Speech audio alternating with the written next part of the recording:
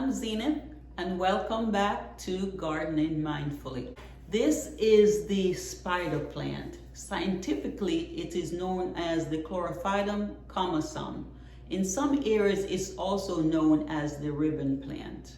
The spider plant is a perennial plant in tropical climates, including South Africa.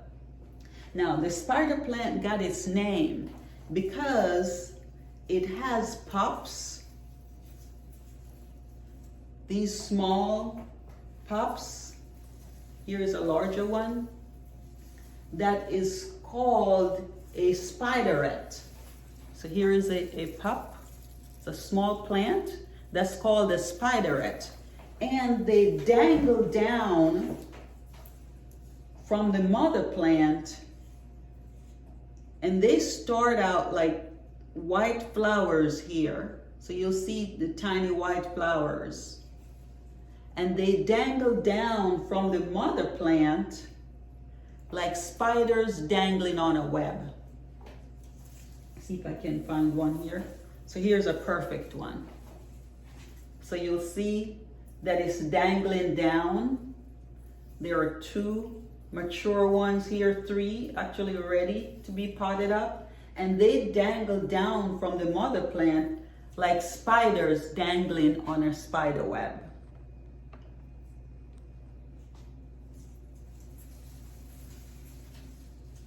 Which is how it got its name. Look at this.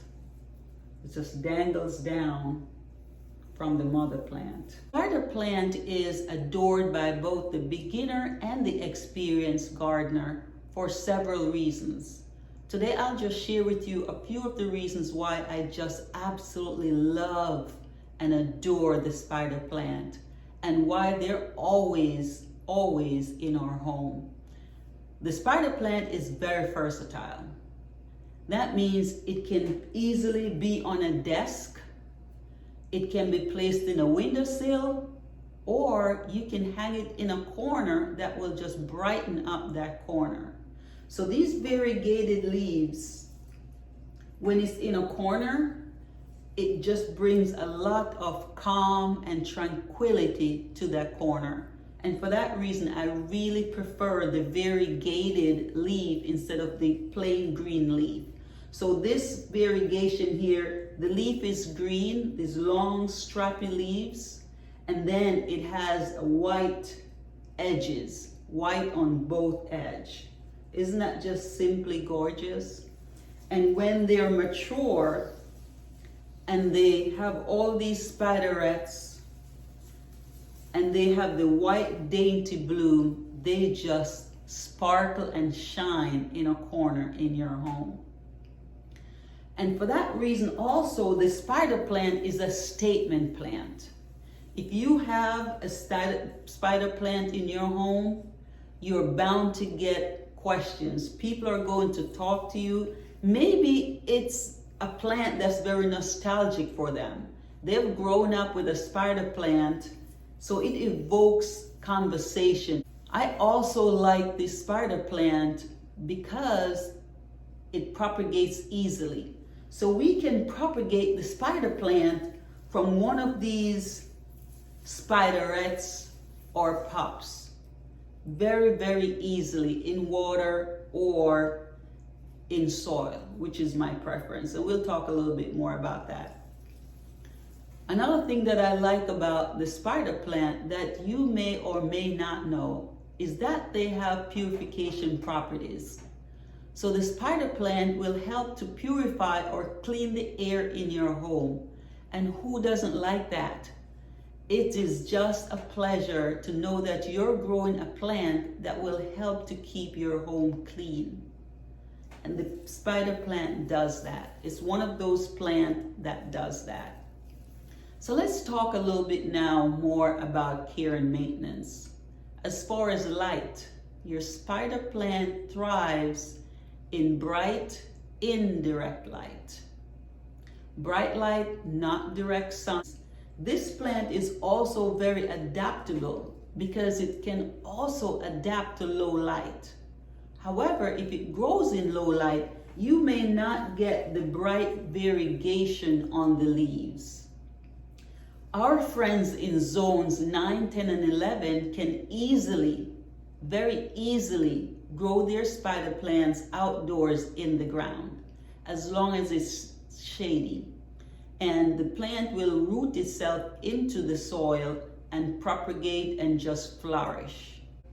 I water my house plants, including my spider plants, with rainwater.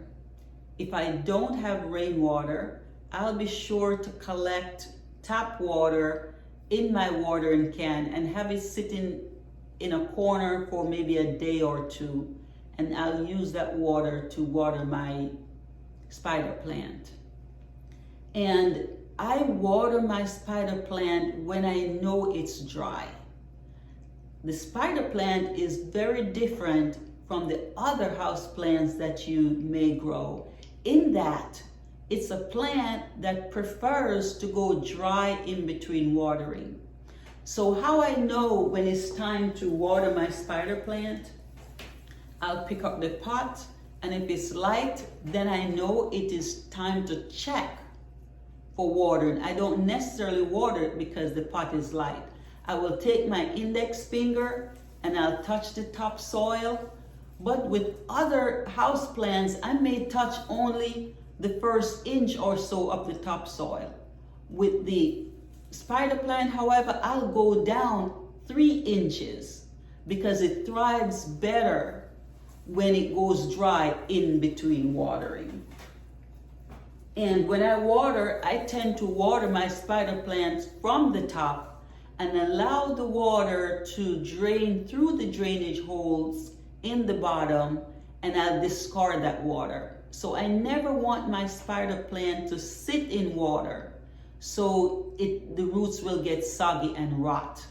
I will make sure it gets enough water, the water goes through the soil and drains out completely, and then I will discard that water. So never let it sit in water. And so it's a really forgiving plant. If you forget to water your spider plant, it will still thrive, it will still flourish. So this is a very, very easy plant to grow for someone who doesn't have a green thumb. Or if you think you don't have a green thumb, this is the plant for you. Or if you're someone who spends a lot of time outdoors like I do and tend to neglect your indoor plant, the spider plant is your plant because it will thrive very successfully with watering once a month. And I have done that. And my spider plant, I have to be careful that it doesn't get total neglect. So some neglect as far as watering is great for your spider plant. They will not feel neglected at all. They will thrive.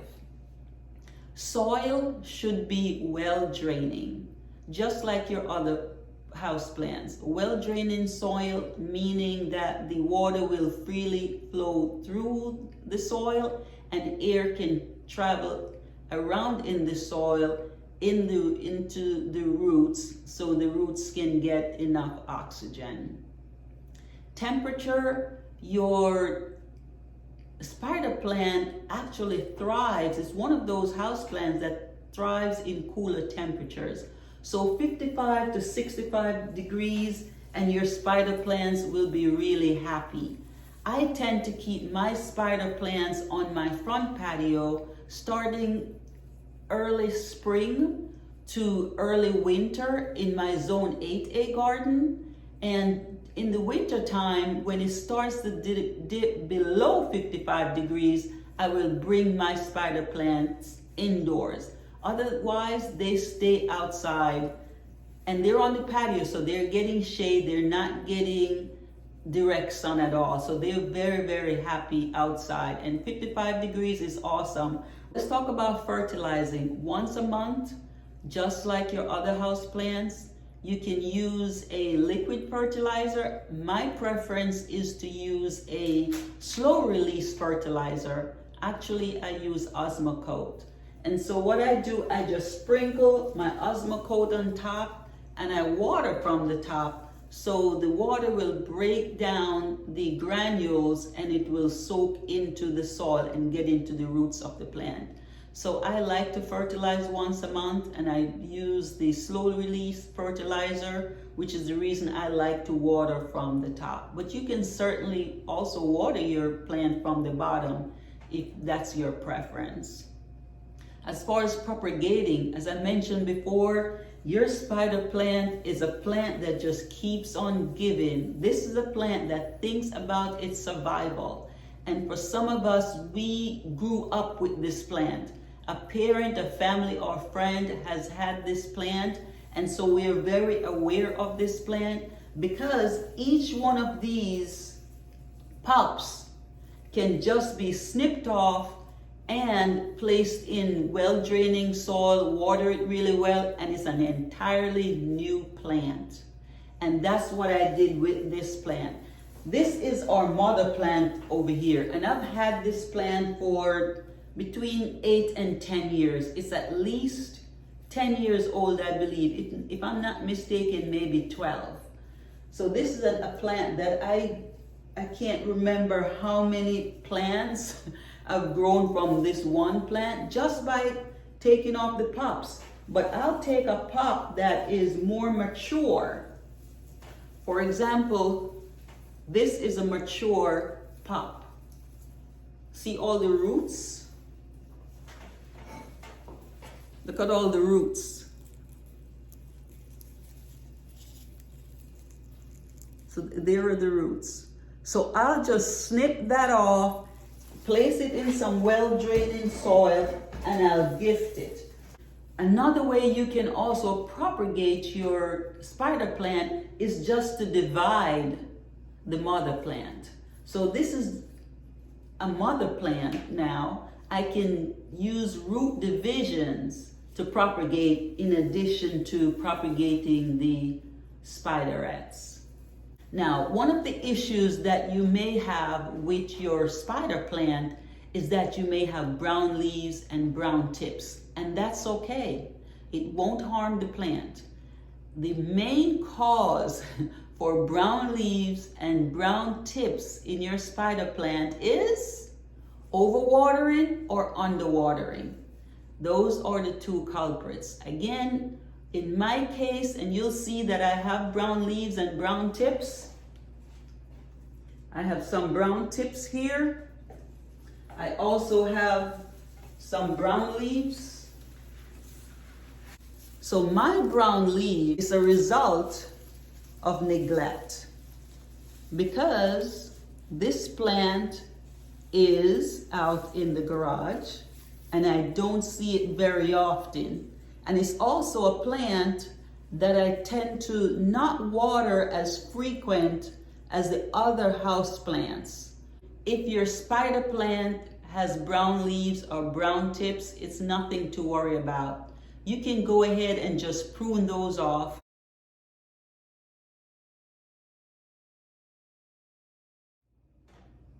If you are a beginner gardener and you're looking for that one plant that will give you the confidence to grow plants indoors, this is the plant for you. The spider plant is very carefree, very easygoing. It will reward you with not only flowers, but it will reward you with pops that you can pot up and give to family and friends.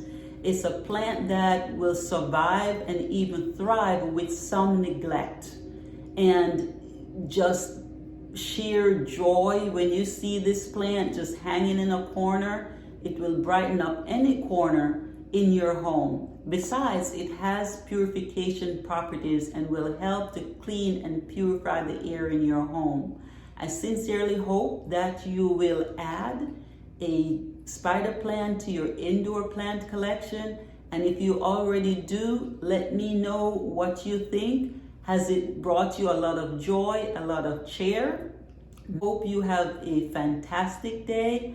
I hope you enjoy this video, that you find it helpful, and that you subscribe to Gardening Mindfully. Have a blessed day, everyone.